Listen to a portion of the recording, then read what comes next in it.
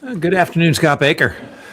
Mikey Ames, how are you? Welcome, everybody. Time for another edition of Lead Better. Chance to talk about today's field note from Admired Leadership. Field note number 1662. And everybody ready for the title? Here it is. How to lead with consistency while adapting to differences. So we've got steady and flexible, I guess would be the parallel here. Now, I'm excited about this one, Mikey, because it kind of gets to the heart of one of the foundational ideas of admired leadership. So we can go in a lot of different directions with this, but this idea of consistency, I'm going to declare that admired leadership is very consistent in how we talk about consistency. Yes, but we actually kind of throw things on their head, right? So this You've just contradicted me in a way that is uncomfortable to me. So in the second paragraph, we mentioned this contingency view, right? This idea that how a leader effectively treats and engages one team member or situation may be highly ineffective when applied somewhere else. And so these observations about leadership were originally made in the 1960s by a guy named Fred Fiedler, who came up with the Fiedler's contingency model for effective leadership. Okay. And so he, I think, from an academic point, was the first person to bring up the idea that leaders have a tendency to be either task-oriented or relationship-oriented. I think, and we talk about that in Admired Leadership quite a bit. Yep. Fred, I call him Fred because I've known him for a while. Fred, Dr. Fiedler took the opportunity to say, if you're one of these two types of leaders, you're pretty much stuck in those ways. I don't know if he took time to like work with people to understand that you are stuck in one way or the other. You're either relationship oriented or you're task oriented. Fiedler's whole model was built on the idea of you being able to assess whether or not you're relationship oriented or task oriented. And he did it with a method that basically said, who is your least favorite employee? And how did he actually say it? He said, he called it your LCP, your least preferred coworker.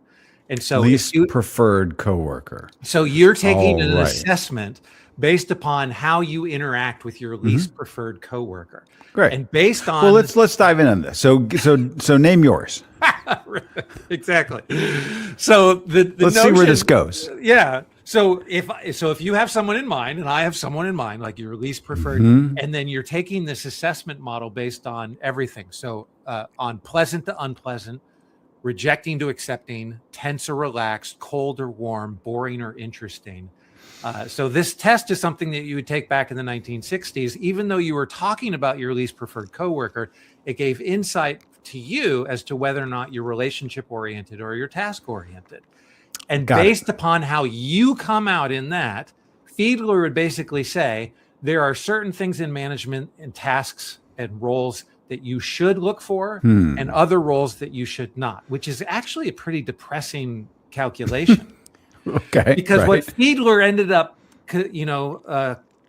saying for everybody is like, if you're relationship oriented, there are certain task oriented management roles that you should not do. Seems to make sense, right? So which is kind of funny that the word contingency is used here, because you would think that the word contingency means that sometimes you do this and sometimes you don't that. You have a contingency plan for everything.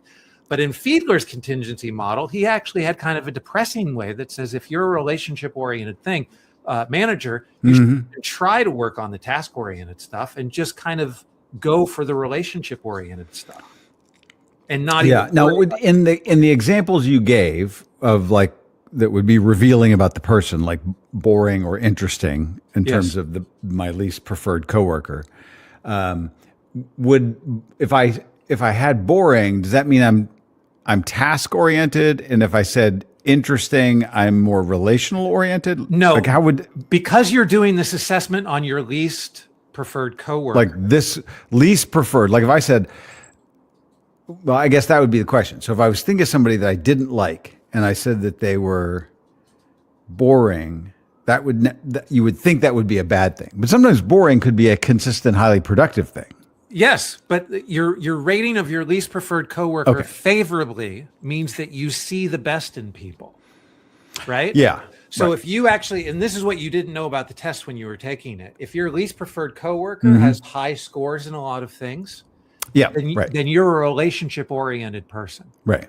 If your least preferred coworker is low scores on all these tasks. And so it seems like a pretty convoluted way to get to the point of determining whether or not, scientifically speaking, someone is relationship oriented or is task oriented. Yeah. But that's really well, and many of Fiedler's coworkers didn't like him. They couldn't they couldn't find him because he'd kind of duck out onto the balcony from his penthouse, and they'd be like, where is he? And they go, once again, Fiedler on the roof. Yeah, exactly. Yeah. Sorry. Threw in a dad joke there here in the middle. This is what you get on Lead Better. Thank you all for joining us. All right. So as we apply this down, and let's set a little bit of a frame that's helpful from an admired leadership sense overall, which is we do talk when we talk about our foundational sort of principles, of admired leadership. There's in fact a free module that you can do on our site, admiredleadership.com.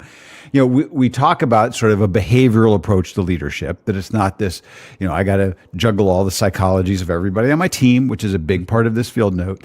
But then when we get to this idea of authenticity, people saying, well, am I being an authentic leader? Does that mean authentic in the sense that I just have to stay true to my heart, even if everybody hates me? Yeah. Or does it mean something else? And we tend to define it around this word consistency, right? How is it that I'm consistently acting, speaking, demonstrating, the values that I have? And so when you look at both of those first two, and then we get into some of these other things about the difference between a real habit, a real routine, as opposed to a tip or a hack. We deal with the issues, of our leaders born or made, and other aspects that are helpful to understand. But just in these first two, this field note is woven in with those things, which we would say that's why we call them foundational. So part of this is the idea that it is important to understand how the people on your team are different. It may be important for you to understand your own psychological framework. Those things are what we would call requisite, but not sufficient. And in fact, leaders who get so focused on the differences in their team, they're always adapting to differences. There is no consistency to them, and therefore there is no authenticity. So the question is, how do you get to this balance of saying, I'm going to be consistent in my values, consistent in my behavior, but yet somewhat flexible in the way that I apply that to the individuals on my team? That's kind of the trick. How do you lose one without the other? Yeah, and it's a real difficult thing, because you do want to be thought of as a trustworthy leader, an authentic leader in that kind of way. And over and over again, research shows that consistent leaders are thought of as more trustworthy, more reliable, more relatable. And so it's a hard thing when, like, okay, should we constantly be flexing to all these differences, or should I come up with something that's consistent? Because if Judy is going to see how I treat Mary, because Mary actually has the kind of differences where I need to speak to her in a different way in order to get her motivated, Judy's going to be frustrated that, like, oh, should I actually act like a difficult employee in order to get the kind of attention to get the attention? Right, exactly. Right. So Judy's going to be very dissatisfied with the way that I'm flexing for Mary. And so where should the flexing takes place is the optimal question here in this field note. Yeah. Well, and I think that that part of the problem that the field note addresses here is that we actually have elevated an image of leadership often in our culture that we would define as wrong, right? We've elevated this idea that a great leader is so sophisticated in how they understand all the individuals, and they can adapt and do this to this person, and she's motivated by fear and he's motivated by praise and whatnot. And then we all then praise ourselves that we're like, well, I've looked at everybody's Enneagram numbers. Yes. Well, now how did that actually help you? And if you start acting wildly different with one person to wildly different with another person, people are going to be, just like you said, very confused. Now, one of the things that's interesting is, I think this is how we know it's not true. Because when we look at greatly, like what did we talk about on the other day, Friday, when we were talking about the Chicago Bears coach, Ben Johnson. That's it. Yes. And we were analyzing him just in terms of his stoic style, right? Yes. That he's very emotive with the team. On the sideline, right. Well, he's stoic on the sideline, and and then later expresses emotion in a different way. Mm-hmm. But when we look at coaches, business leaders, name it, we actually tend to see them present themselves very similarly. They are who they are, right? Wherever you go, this is the hologram of you. So you wouldn't see Ben Johnson. You would actually just see him being stoic with everybody during the game, right? Yes. So it's not like he finds one player who just needs a lot of TLC and so all of a sudden he's going to break character and go and just kneel down on the grass by the bench and say, "You doing okay?" Right? You're not going to see that. You tend to see the great coaches, if they're I'm going to slap you on the shoulder kind of guy, they're going to slap you on the shoulder, right? That's just how they're going to be consistent in that. So I think and I guess you're getting some company. Some interns have entered the studio on Mikey's, at Mikey's house. Yeah. Oh, no problem. So if we get to this issue of then how do you adapt and flex, but stay true to your values, to who you are, what does that look like? Mm-hmm. Right? Because I think that's where we we don't have a good mental model of what that adaptation and flex looks like. Right. So whether or not I'm being more encouraging to one person over another, is that value-based, or is it okay that I can be like, I know that I need to be more encouraging for this person than I normally would be? And so that's where the rub comes in trying to figure this out. What is actually value-based here? What are we calling values and what are not? Well, and that's where the heart of the field note jumps out, which is that this flex is about tone, right? It's a little bit about style, but that you're always trying to drive the same consistent view that you bring of your values, the organization's values. This is who we are. This is what the team stands for. And with an individual, you might talk a somewhat different. I have 5 kids, you have 14, not quite that many. And by age, by gender, there's all kinds of ways that you would make slight adaptations, but you don't become Mikey Ames' dad number 1, who's wildly different from Mikey Ames' dad number 5, even when you're dealing with different kids. You're still the same dad.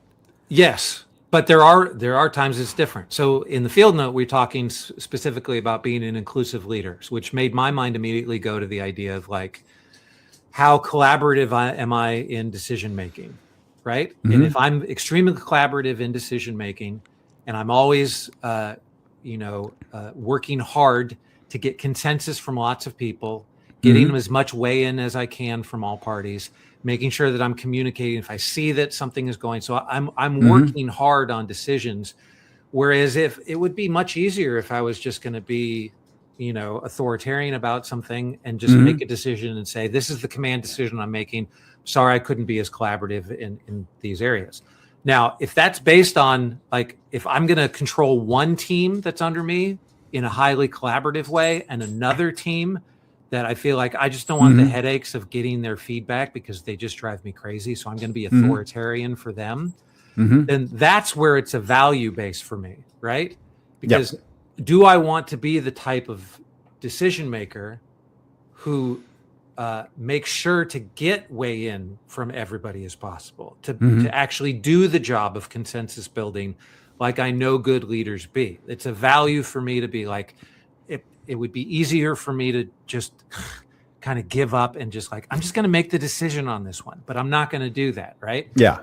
So there's the value, but where in there can I flex with those two teams? Well, maybe you gave the hint to something that would be helpful here, because you use the word authoritarian in terms of parenting.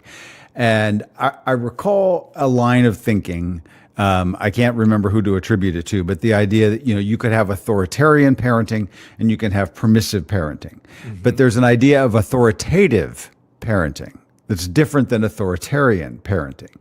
And that outperforms either of those, meaning there's a confidence, there's a consistent value to how I'm doing this. But if I'm an authoritarian, it's like, every kid has to meet these specific things. And if you're not, it's kind of like lining up the Von Trapp children, right? Right. But if it doesn't, if you fall out, then you're in trouble. No, it's authoritative is there's some thoughtful, nuanced reasoning, and there's a minimal set of standards, the minimally effective dose of the standards to say this is what compliance looks like.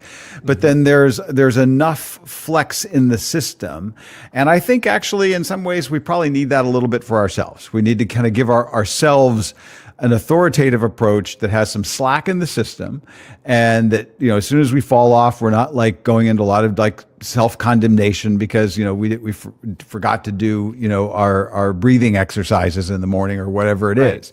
Same thing here, right? Which is, I think if you're looking for that line, maybe this authoritative being different than authoritarian or permissive is not a bad lens into it. Right.